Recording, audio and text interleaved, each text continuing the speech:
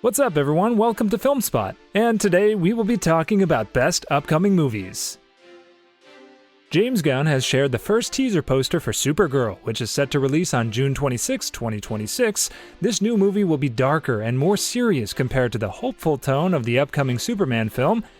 In the poster, Millie Alcock plays Kara Zor-El. She's seen leaning against a wall with a graffiti-covered Superman symbol that says, "Look out," which is a twist on the usual message, "Look up." Kara wears her classic red skirt and boots, along with a brown trench coat. This look matches the style from the Supergirl Woman of Tomorrow comic and her small role in the Superman movie. She's holding a drink, showing off her tough and more emotional side, someone who survived the destruction of Krypton and carries pain from her past. There's a rumor that Jason Momoa's character, Lobo, might appear, especially since the poster's slogan sounds like one of his famous lines. The movie is directed by Craig Gillespie and written by Ana Nogueira. It's based on a comic that tells a deep, emotional story. DC is giving us a bold new Supergirl, strong, angry, and full of attitude. Fans can't wait to see her in action next summer.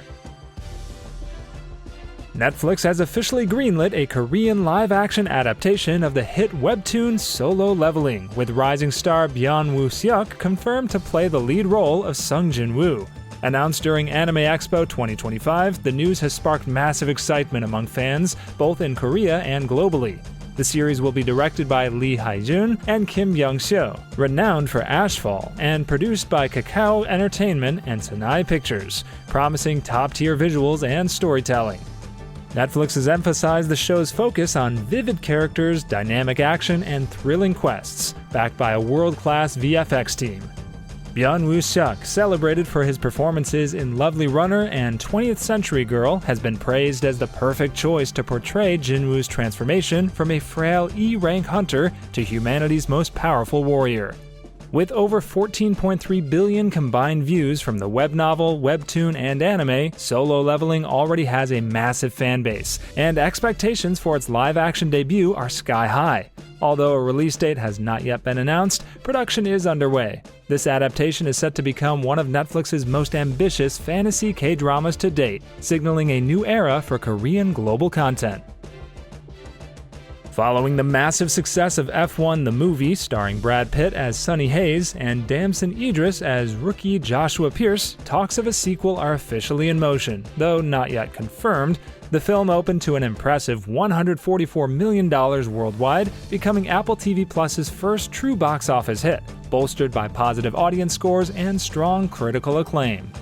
Director Joseph Kosinski has hinted at rich storytelling possibilities for a second film, Sonny Hayes' continued redemption, Joshua's rise, and Apex GP's future season, potentially kicking off at Melbourne's Australian GP.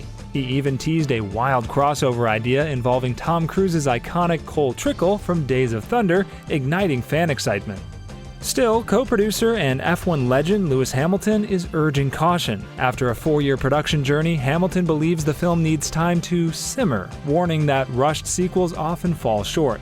He's proposed an F1-style debrief to review lessons learned and craft a more refined vision for a potential follow-up. With both financial success and creative enthusiasm aligned, a sequel seems likely, but major voices behind the project stress that patience and precision are key before stepping on the gas for round 2. Nearly 20 years after its 2006 debut, Night at the Museum is officially getting a live-action reboot. Spearheaded by 21 Laps Entertainment and 20th Century Studios, the project marks a return to the franchise's roots following the 2022 animated spin-off Kamunra Rises Again. Original trilogy director Shawn Levy is returning as producer, alongside Dan Levine and Emily Morris, ensuring creative continuity. Tripper Clancy, Stuber Diehart has been hired to write the screenplay, though no director or cast has been announced yet. This reboot will introduce an entirely new cast of characters and a fresh storyline set in the same magical museum where exhibits come alive after dark. However, Ben Stiller's beloved character Larry Daly will not return, signaling a clear departure from the original trilogy's arc. While the franchise has grossed over $1.3 billion worldwide, fan reactions to the reboot news are mixed. Some are eager for a fresh take, while others had hoped for a legacy sequel that continues the story of Larry's son, Nick Daly, from the animated film. With the plot, cast, and release date still under wraps, the upcoming reboot aims to recapture the original's family-friendly charm while introducing a bold new vision for today's audiences. After more than a decade of speculation, National Treasure 3 is officially in active development. Producer Jerry Bruckheimer and original director John Turteltaub have returned, and screenwriter Ted Elliott has completed a first draft.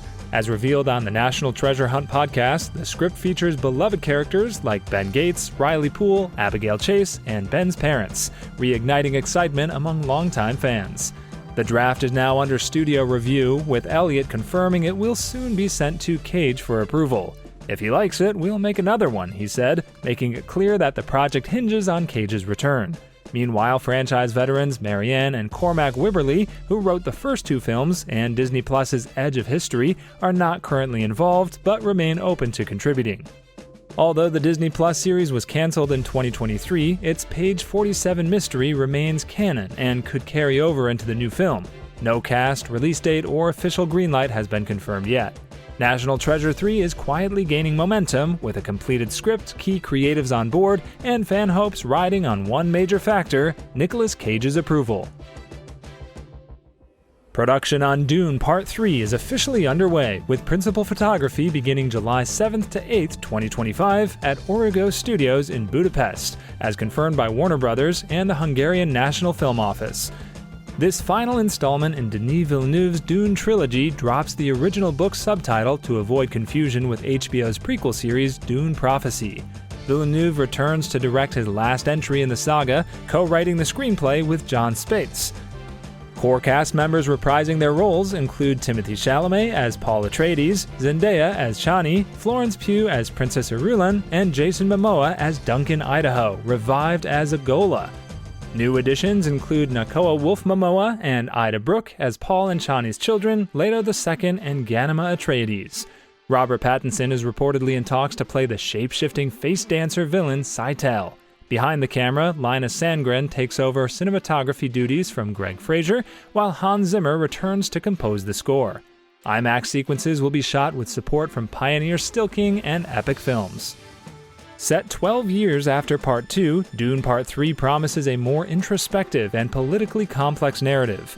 The film is slated for theatrical release on December 18, 2026, closing out Villeneuve's epic adaptation. Alcon Entertainment and Sony Pictures have officially confirmed that Chris Pratt will return as the voice of Garfield in a sequel to the 2024 hit The Garfield Movie. The first film grossed between $230 million and $260 million worldwide on a $60 million budget, proving that the lasagna-loving cat still has box office appeal. Pratt won't just be voicing Garfield again, he's also joining the production team. He'll work alongside Alcon co-CEOs Andrew Kosov and Broderick Johnson, as well as producers John Cohen, Steve P. Wegner, and Prime Focus Studios' Namit Malhotra. Garfield's creator, Jim Davis, will return as executive producer, joined by Bridget McNeil from Amuse. D-Neg Animation, which brought Garfield to life in the first film, will also handle animation for the sequel. Currently, the project is in early development. No writer, director, or supporting cast has been officially announced, but those decisions are reportedly in progress. While plot details remain under wraps, insiders say the sequel will expand on the comedic, adventure-filled tone of the original, possibly exploring new settings and characters while staying true to Garfield's trademark sarcasm and charm. Garfield 2 is on the way, with Chris Pratt leading the charge once again. More updates are expected soon.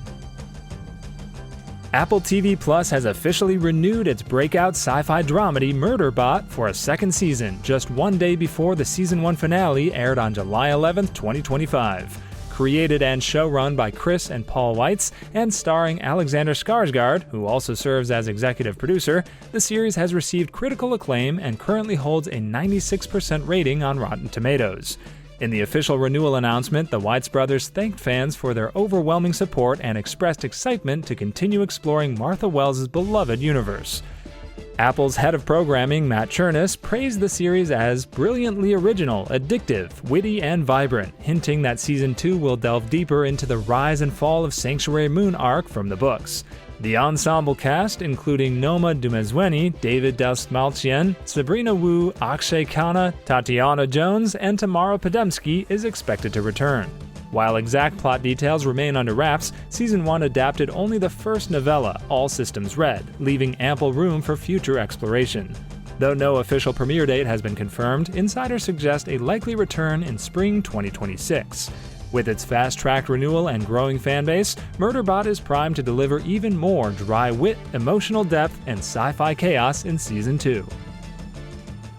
The first teaser trailer for Avatar: Fire and Ash is expected to drop later this month, but don't count on seeing it online, at least not immediately. According to reliable insider Cryptic HD, the trailer will debut exclusively in theaters, likely attached to Marvel's upcoming Fantastic Four: First Steps, which premieres on July 25, 2025. Although Disney has not officially confirmed the news, this aligns with the studio's previous strategy for Avatar: The Way of Water, where the teaser first played in cinemas weeks before its online release.